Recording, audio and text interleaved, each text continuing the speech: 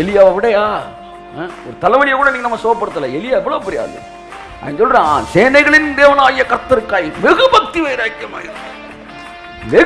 வைராக்கியமாய் இருந்தேன் என்று சொன்ன எலியா செய்யாததை இனி நான் அல்ல கிறிஸ்துவே என்று சொன்ன பவுல் செய்தான்.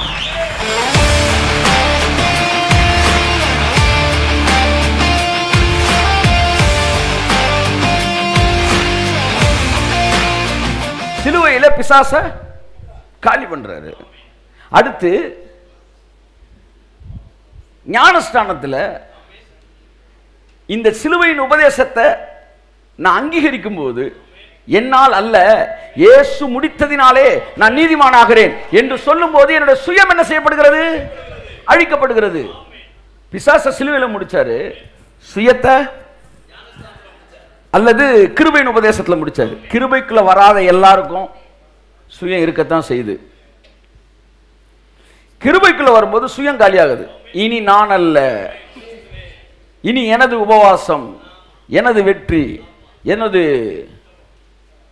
ஜூலா ஜாலா, நான் எனது முழங்கால் ஜபம் வைராக்கியம்.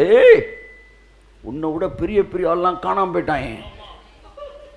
எலியாவை விடையா ஒரு தலைவலியை கூட நீங்க நம்ம சோப்படுத்தல. எலியா எவ்வளவு பெரிய ஆளு.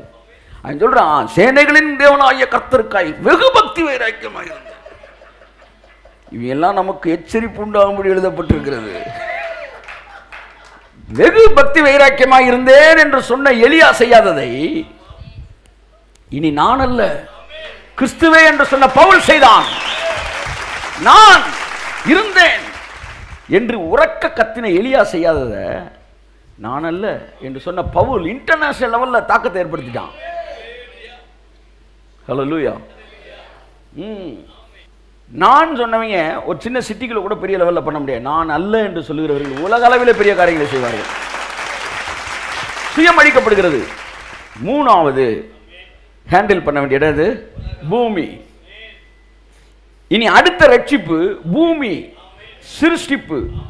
தேவ புத்திரர்கள் வரும்படிக்கு சகல சிருஷ்டியும் ஏகமாய் காத்திருக்கிறது.